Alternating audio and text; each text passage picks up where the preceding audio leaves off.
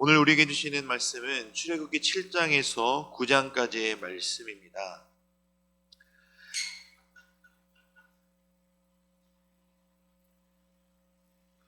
7장부터 12장까지는 이적과 애굽에 대한 10가지 재앙이 펼쳐집니다. 바로 왕에게 보여진 첫 번째 이적이 바로 뱀으로 변한 지팡이입니다. 지팡이는 목자들이 양떼를 돌보는 데 필요한 물건이고, 또 지팡이는 왕의 권능을 상징하기도 합니다. 또한 지팡이의 우두머리를 지팡이에 비유하기도 할 정도로 지팡이는 중요한 상징이라고도 할 수가 있습니다. 그리고 무엇보다 지팡이는 하나님의 권능을 상징할 때도 종종 사용되어집니다. 특별히 출애굽기에서 지팡이는 총 20회가 사용되었고 모두 하나님의 권능을 나타내는 데 사용되었습니다. 이 하나님의 권능의 상징인 지팡이를 던지자 뱀으로 변하게 되었습니다. 구약 전승에서 뱀이란 사악하고 인간의 삶을 위협하는 위험한 동물로 간주되어 왔습니다. 하나님께서 아론의 지팡이가 뱀으로 변하게 하신 것은 바로 애굽의 실체를 밝혀주신 것입니다. 애굽은 뱀과 같이 위험한 존재임을 보여주신 것인데, 바로는 이것을 깨닫지 못하는 모습을 보여줍니다. 바로는 이 이적이 하나님으로부터 말미암은 것이 아닌 모세와 아론이 한 것으로 생각하였습니다. 그래서 아론의 지팡이가 뱀으로 변하자 이에 바로 왕은 그의 밑에 있는 현인들과 주술사들을 불렀습니다. 그래서 똑같이 지팡이가 뱀으로 변하도록 합니다. 이것은 모세와 아론이 자기 밑에 있는 마술사들과 같은 레벨이다 라고 이야기하는 것과 같았습니다. 그러나 하나님의 권능은 애굽의 마술사나 주술사와 결코 같지 않음을, 차원이 다른 것임을 보여주시기 위해 뱀으로 변한 아론의 지팡이가 뱀으로 변한 애굽의 주술사들의 지팡이들을 삼켜버리는 장면을 보여주십니다. 그러나 이런 이적에도 불구하고 바로 왕의 마음은 풀리지 않고 더욱더 완악하게, 강팍하게 마음을 먹게 됩니다. 이제 하나님은 애굽의 10가지 재앙을 내리시기 시작하십니다. 우리 7장 13절에서 14절 말씀 함께 읽도록 하겠습니다. 그러나 바로의 마음이 완악하여 그들의 말을 듣지 아니하니 여호와의 말씀과 같더라. 여호와께서 모세에게 이르시되 바로의 마음이 완강하여 백성 보내기를 거절하는도다. 아멘. 하나님께서 애굽에게 재앙을 내리시는 이유는 하나입니다. 바로 왕의 완강한 마음, 하나님의 말씀에 순종하지 않는 것에 있습니다. 바로 왕은 하나님의 말씀을 듣기를 거절하고 이스라엘 백성을 내보내려고 하지 않았습니다. 이에 하나님께서는 먼저 첫 번째 재앙인 나일강을 피로 변하게 만드는 재앙을 내리십니다. 모세의 손에 쥐고 있는 지팡이로 나일강을 치자 그 지팡이로부터 나일강이 피로 변하게 됩니다. 하나님의 징계인 피 재앙에도 불구하고 이것을 본 바로 왕은 하나님의 말씀에 귀를 기울이지 않습니다. 이 바로 왕의 마음에 불붙는 마음에 기름 붓듯 하는 것이 바로 이 바로 왕의 주술사들과 현인들의 행동입니다. 이들을 보면은 이 애굽의 주술사들의 지각이 없이 마치 힘자랑하듯이 자기들도 물을 피로 변하게 만드는 그런 마술을 선보이게 됩니다. 이 모습을 본 바로의 마음은 더 완강하게 먹게 됩니다. 이 나일강은 애굽인들에게 있어서 생명과도 같았습니다.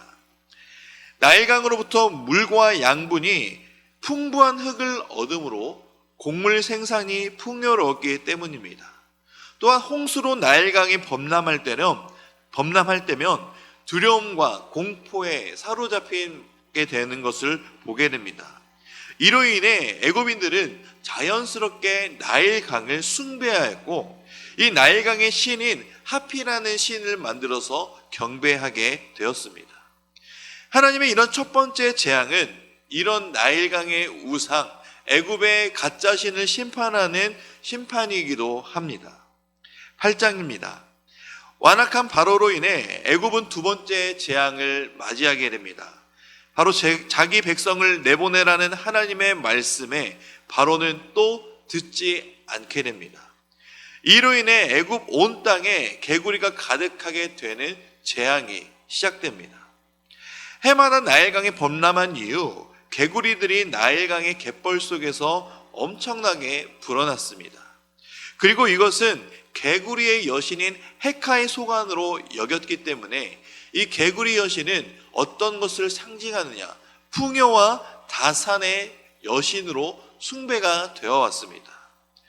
하나님께서는 이 온 땅에, 애굽 온 땅에 개구리가 넘쳐나게 하심으로 자연의 질서와 경계를 무너뜨리셨고, 또 이 개구리들이 생활 영역에 침범하게 되므로 다산과 풍요의 상징으로 신성하게 여겨졌던 개구리가 침실과 화덕, 그릇 등으로 무차별적으로 발생하므로 애굽인들이 생활할 수 없을 정도로 만들자 신적인 존재감과 신비감이 사라지게 되었습니다.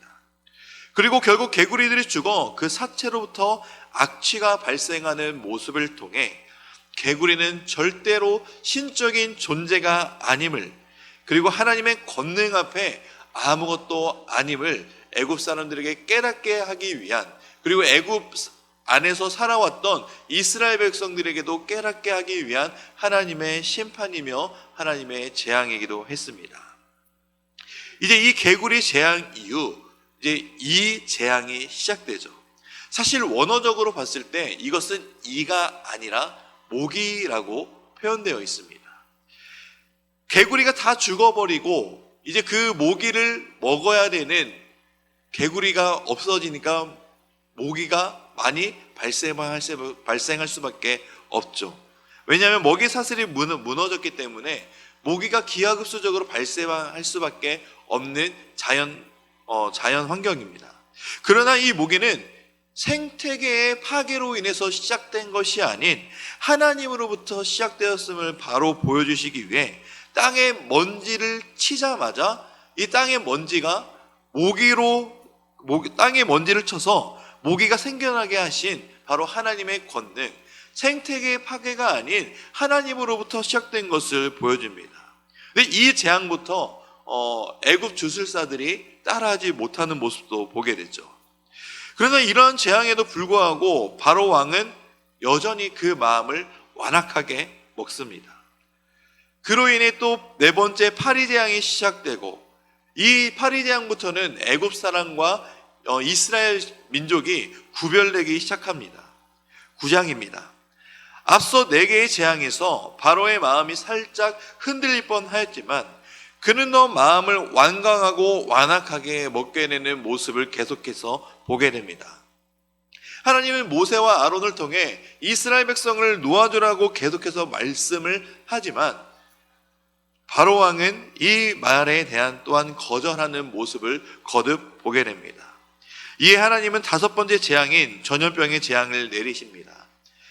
이스라엘 민족의 가축은 이상이 없었지만 애굽 백성들의 가축들만 전염병에 걸리는 것을 보게 됩니다. 이것을 보게 됨에도 바로의 마음은 변할 생각을 하지 않는 모습을 보입니다. 이어서 하나님은 모세와 아론에게 화덕의 죄를 한 움큼 가지고 바로 앞으로 나아가게 하십니다. 모세가 공중에 뿌린 이 재가 먼지가 되어 애굽 전역에 퍼지면서 모든 생물 위에 내려앉게 되면서 골마 터지는 종기를 유발시키는 종기 재앙이 시작되었습니다. 이 종기로 인해 고통받고 있는 애굽 백성들을 봄에도 불구하고 여전히 바로의 마음은 좀처럼 변화되지 않습니다. 이에 하나님은 7번째 재앙, 우박 재앙을 내리시기로 결정하십니다. 그러나 이전과 다르게 우박 재앙은 하나님이 미리 예고하셨습니다. 이 우박을 피할 수 있도록 사람들을 보내어 들에 있는 모든 짐승들과 짐승들을 치는 종들이 피신할 수 있도록 예고하셨으며 경고하셨습니다.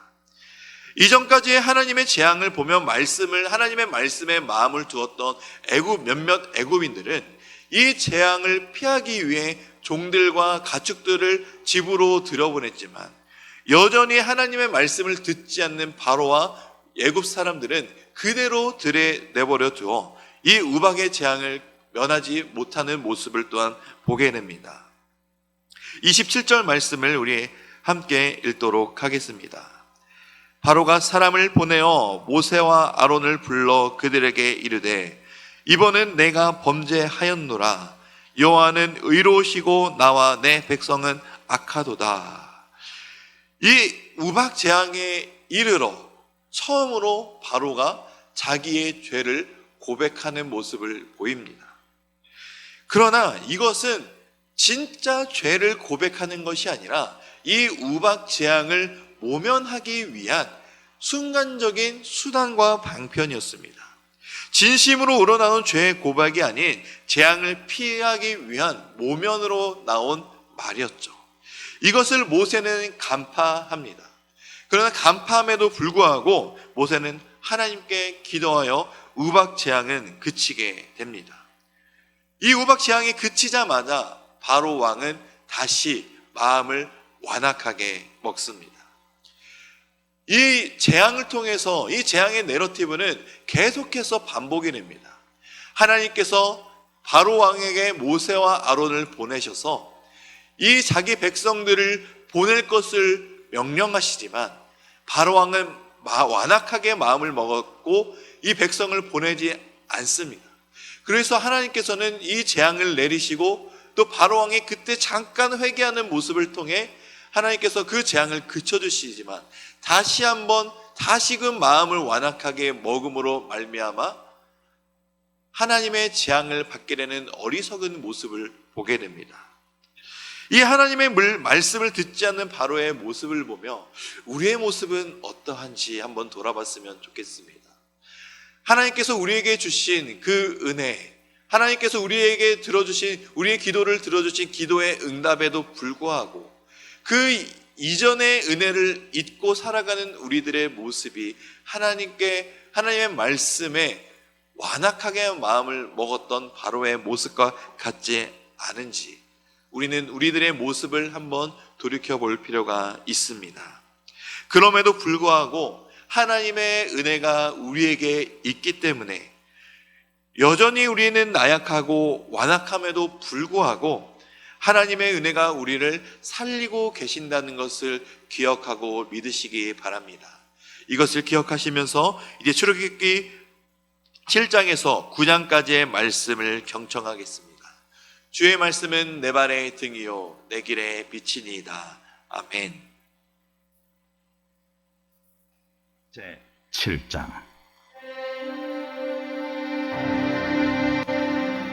여호와께서 모세에게 이르시되 볼지어다 내가 너를 바로에게 신같이 되게 하였습니다.